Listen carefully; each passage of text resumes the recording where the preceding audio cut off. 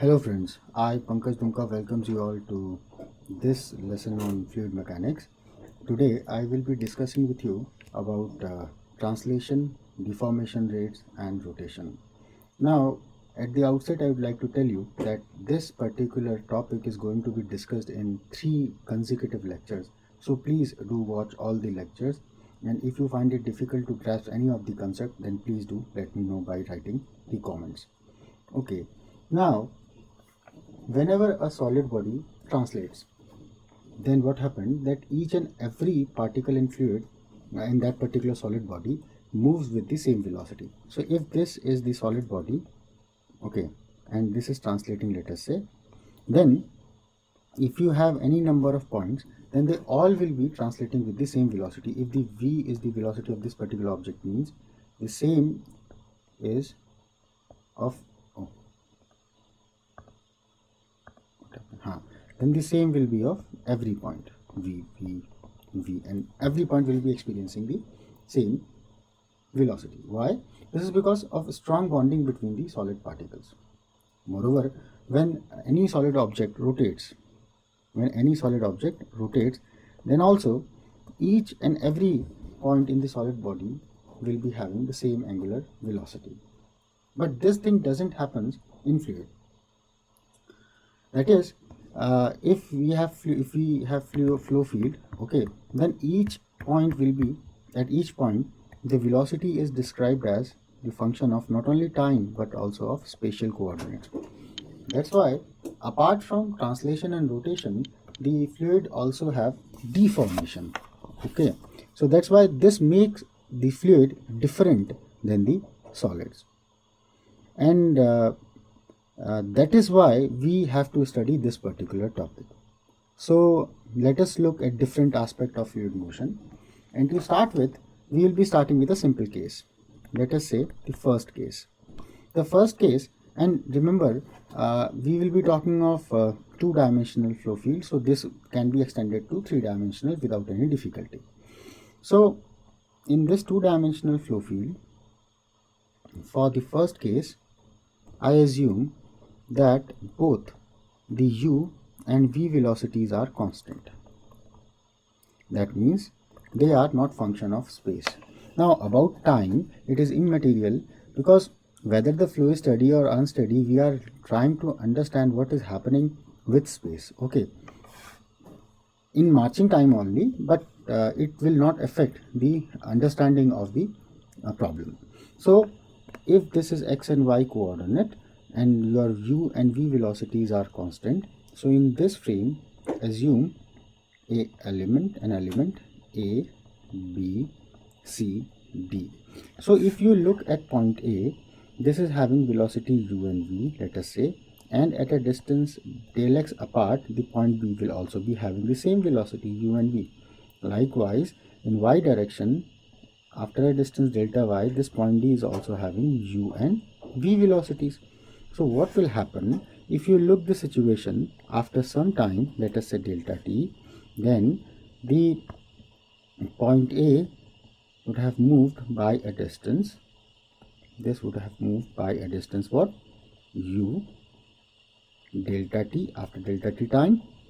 So this is the x location, as well as this will be the y location also, because the point A is having velocity v in the y direction. So in this time, this has moved by this distance.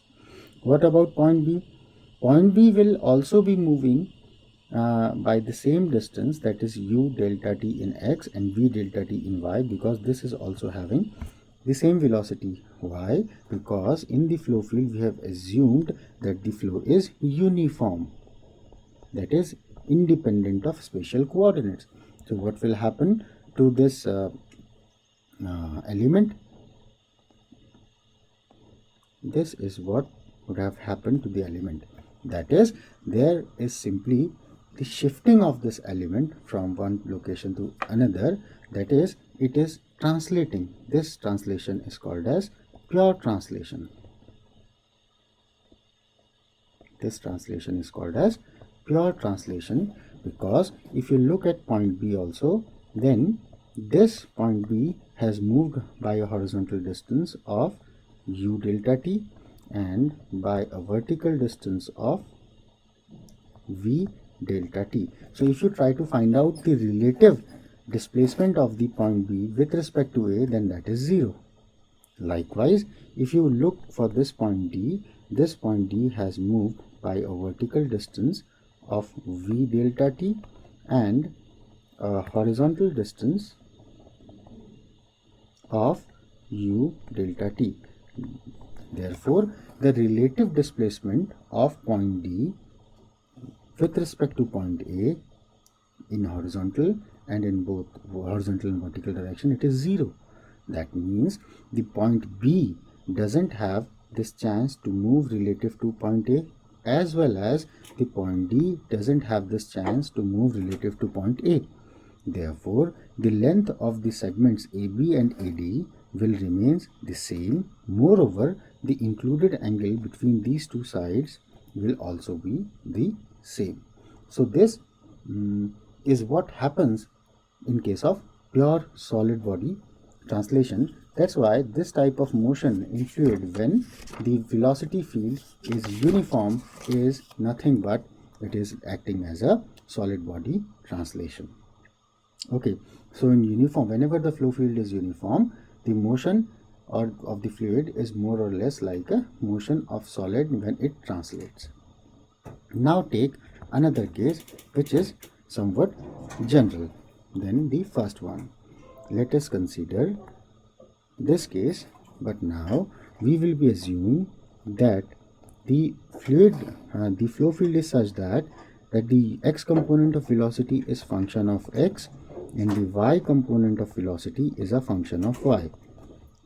Just by saying that the x component is function of x and y component is function of y, we are trying to say that del u by del y is 0 and del v by del x is also 0.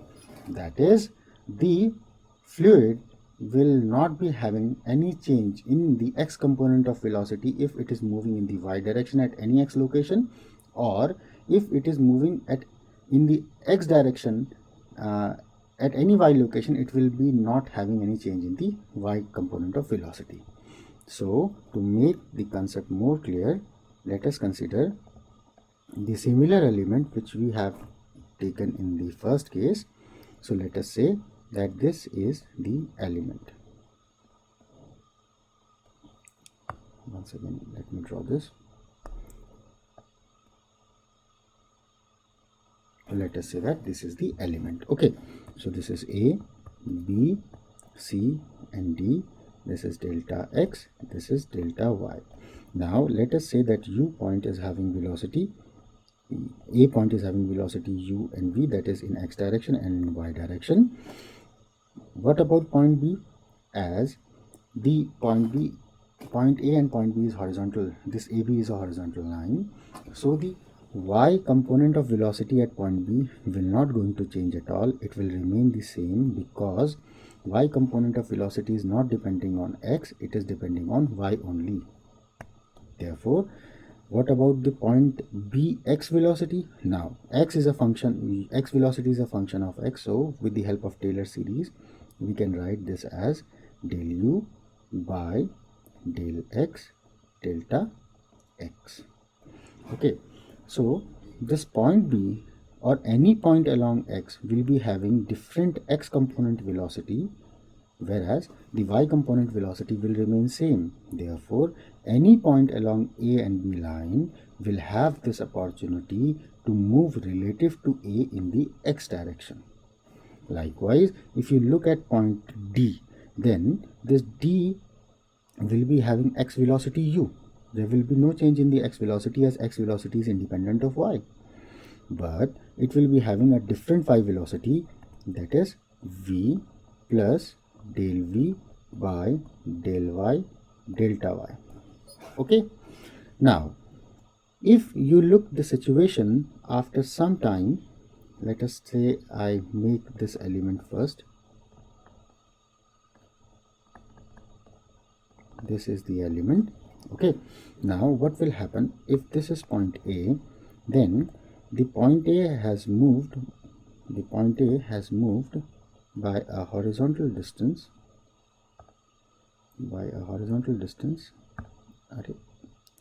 this has moved by a horizontal distance, how much?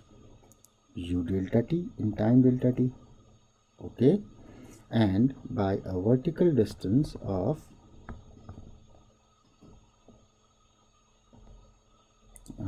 A point I am talking of now. So this is A. So this A has moved by a distance of V delta t, okay. Now what about B? Now you can see that V has this chance of moving relative to A, and this is moving with a higher velocity. So in this time, this B point has moved to a higher distance. Let us say this is the one in time delta t by U plus del U by del X delta t. So now B has reached this point, okay. What about the point D? Now this D in the course, what about vertical location? The B doesn't have any relative velocity with respect to A, so the vertical location of this B with respect to its original location, that is the vertical motion, is just by V delta t, okay. And as you can see that point A and point B both moved by a vertical distance of V delta t, therefore the line segment AB will be moving in the horizontal direction and will not be having any vertical deviation. That means this line AB will be moving parallelly, okay. Likewise, if you watch this point D is having a higher velocity in the y direction with respect to A. So if the point A has moved by a distance of V delta t, then the point D would have moved to a distance V plus del V by del Y delta Y in time delta t. So this is the new location of point D. So this, but as the point D doesn't have any relative velocity in the horizontal direction with respect to A, that is in horizontal direction, this has simply moved by a distance of U delta t. Therefore the line AD will be vertical only, will not be tilted, okay. This simply means that the included angle between the line AB and AD will remain the same. Therefore, if you look the element after delta t, so what might have happened? The thing which has happened is the line segment AB and AD, which were originally perpendicular, they have just stretched and moved parallelly. This is what has happened, nothing else. So if you try to find out that how much this point B has moved in the horizontal direction, or how much this is original, okay. AB, this is original delta x, but how much the point B has now moved or stretched or strained in the horizontal direction with respect to A, that is this much. So this will be given by its final travel minus the relative with respect to A. That means relative location of point B with respect to A means how much it has moved further. It has moved by del x delta t. This minus this value. Likewise, how much point D has traveled relative? That has traveled relative by a distance of del V by del Y delta t delta y, okay. So what are these values? These are the relative stretching of the point D and point B relative to point A. So that's why a sort of strain in the linear direction has come, and hence we give that name as linear deformation or linear strain rate. So how this linear deformation or linear strain rate is defined? Let me explain. Linear deformation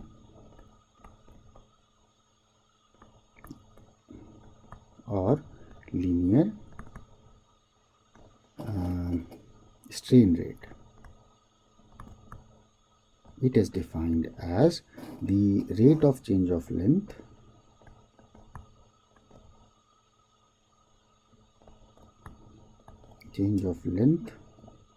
of what? Of linear segment, either AB or AD, per unit time